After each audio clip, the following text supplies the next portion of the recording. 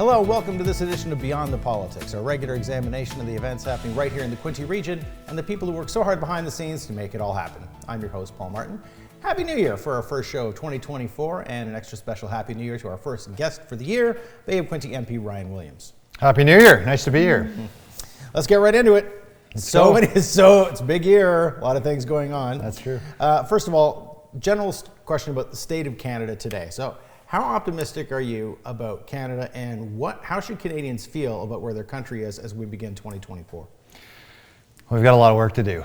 A lot of work to do. You know, we talk about in Parliament often, just the state of the nation right now, the struggles that Canadians are having. Our office every day, and I'm meeting with constituents who are feeling real pain right now. And specifically, that's going to be around housing. Mortgages have doubled, rent has doubled, the amount you need for a down payment for a home has doubled. We look at the increases of taxes. The carbon tax has increased.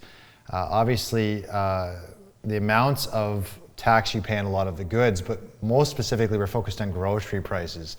What has the impact of that been on grocery prices? It has been huge. The farmer gets taxed. Farmers in Canada, $1 billion a year. In carbon taxes, they get this much in a rebate. You have the manufacturers, the cold storage facilities that pass those costs on, and the truckers that pass those costs on to the consumer. That goes to the grocery store. And we all feel it when they're there, where you see the increase. The increase for this year alone will be another $700 per family. So already we're paying the highest grocery prices that Canadians have ever paid. They're going to be paying another $700 this year. We look at housing. Housing has been something I've really been focusing on. We just don't have supply. We need more supply, and that's affordable housing.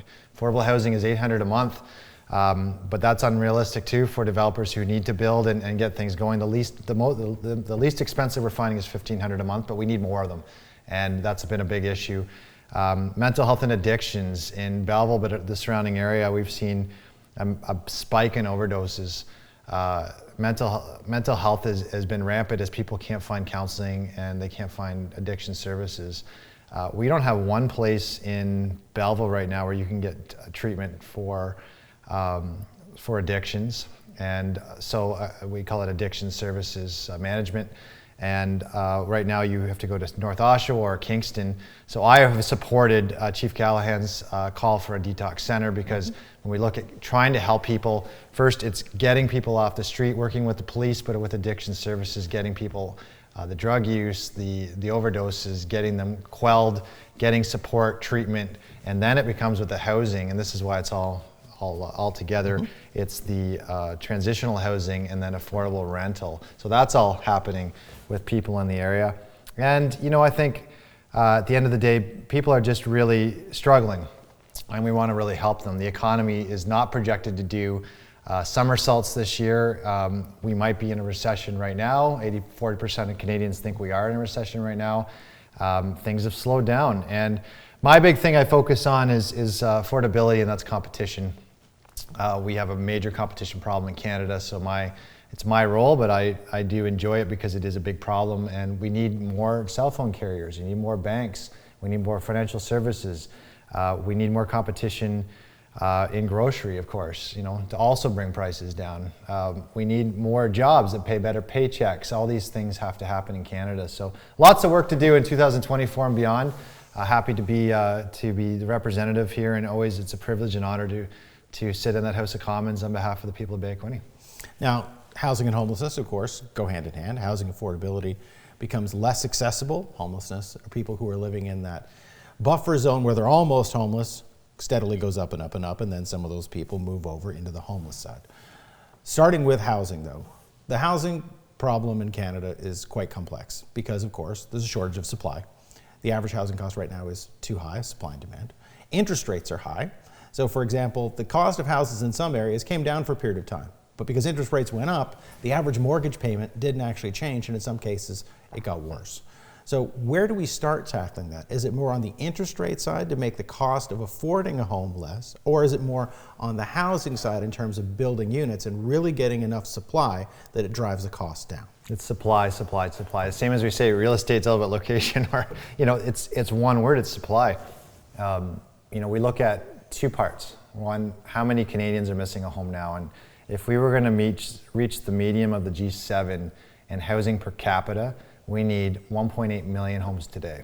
That's how many homes we're short. If you compare ourselves to the Americans, to the UK, Australia, Japan, they have per capita 1.8 million homes more than we do for the median, right? So we're dead last, by the way. We're not somewhere we're in the dead last in terms of supply. The second side is, it is regulations. It does come to a provincial matters. I sat in planning for Belleville, so I know very much how we can stop any kind of development at any time, and it happens. So, it is regulations. The third part is labor. We are missing labor. You could ask any home builder now to build 50 more homes. They don't have the wherewithal to do that. The fourth part is interest rates. They can't do it right now because they can't sell the homes that they planned 4 years ago to build to build now. We've sold 24% less homes in Canada and in Bay of Quinte this year than we did last year. And that's because of interest rates and because those homes at that price level aren't selling. Not to say that we need all those homes, but it becomes all of that.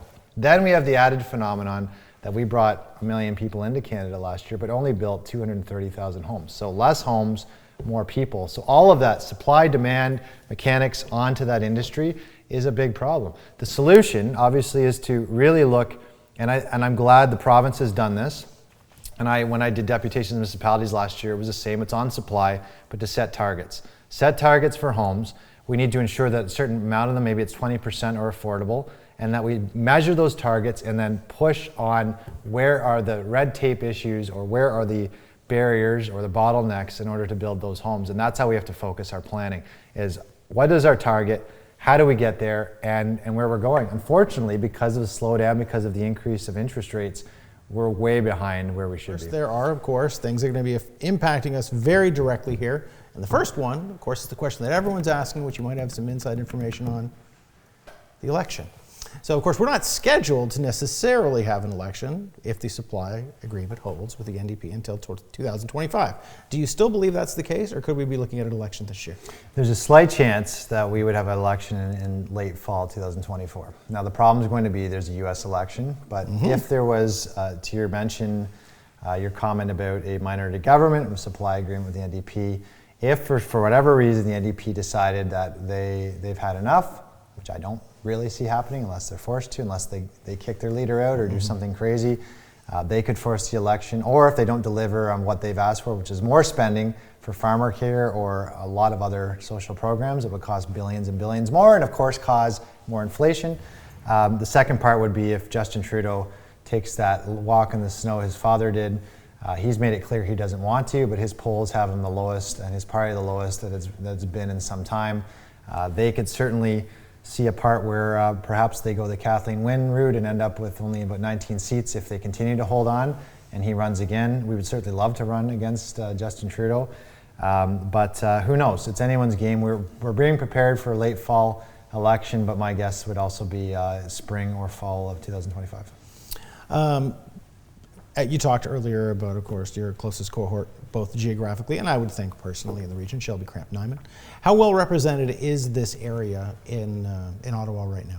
Oh, very well represented, and it's nice to work with Shelby, and we see her up there, but also Philip Lawrence to the west, and we have Michael Barrett, who I work very well with, and he's leads in Grenville to the east, and Eric Duncan in Cornwall, Glenglass. It's hard for me to know all the riding names. Speaker would not be the job I'd want. Cornwall, Dundas, Glengarry is a store. Cornwall, Dundas, Glenman. Yeah. Anyhow, it's a ridiculous name, but he's a great guy. Does a great job. There's not a day. A lot of times I sit with my caucus colleagues in Ontario, and I believe I'm on the wrong team. They're all really great people. When we sit in some of the committees, there are other members from sometimes other parties, believe it or not, that we work really well with to get things done in behalf of Canadians. So enjoying that work as a whole, and Shelby is doing a good job on the file for Associate Defense Shadow Critic. Things to look forward to this year. Air Show, of course, the Quinte International Air Show will happen at CFP Trenton at the end of June. Very excited. That's going to be a big event. Is that going to be one of the things you're most looking forward to? Yeah, absolutely. I think some of the developments happening in this region. I met with Habitat for Humanity yesterday, 66 unit project. We want to see that move forward, so working with them. Working with the municipalities, I normally will do a deputation to each of the municipalities. Of course, as a former councillor, I think that's important to be engaged with the municipal government. So looking forward to doing some of that. Some of the festivals, events, obviously we want to see some great things happen in this region. Nice to see some increased investment like the Amazon warehouse, but we want to see more economic growth. We want to see more entrepreneurs, more development. We want more doctors here. We want more nurses. We want more professionals. We want more home builders.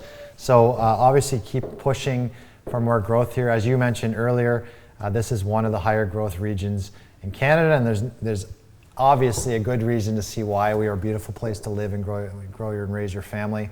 I'm so happy to not only live here, but to represent this region, and we hope for good things in the midst of a bad storm. But always hopeful for good things here to happen. A couple of minutes, Amazon, 30 seconds. How big a moment was that when that finally opened? That's huge. That's huge, and kudos to Belleville Council for making that happen. I think the next thing that I'm really supportive for Belleville Council is developing more industrial land. There's companies that want to come. Obviously, there's news of big plants that want to make their way into Canada, and we have to have those serviced. Quinte West, again, hopefully the expansion of that base goes forward. That was mentioned. It's the emergency joint force, so it's not necessarily for the whole military, but any investment into CFB Trenton is good for the region, good for the area, so we want to see more there. The county obviously working on housing, but also the infrastructure upgrades that they need to get the things done. Queen Elizabeth School, getting that as a hub so they can take care of some of the people that need taken care of in the county, but just making sure we move forward. Taxes and budgets are going to be tough for municipalities this year. That's probably the biggest issue going to be coming up is the tax increases. I don't know if you saw the news, but Toronto is supposedly getting a double-digit tax increase, which is really going to be hard for a lot of Torontonians. So, these municipalities have really tough budgets because of inflation, and what it does to cause havoc onto the staff increases and to the cost of government as a whole. So we want to support municipalities as much as we can. 10 seconds. What's the message you want to give to start the year? Happy New Year to everyone. Don't lose hope. Make sure that you're looking after yourselves and one another. And our office is here any time of day or week to look after you. We have great staff. We really focus on hospitality and service.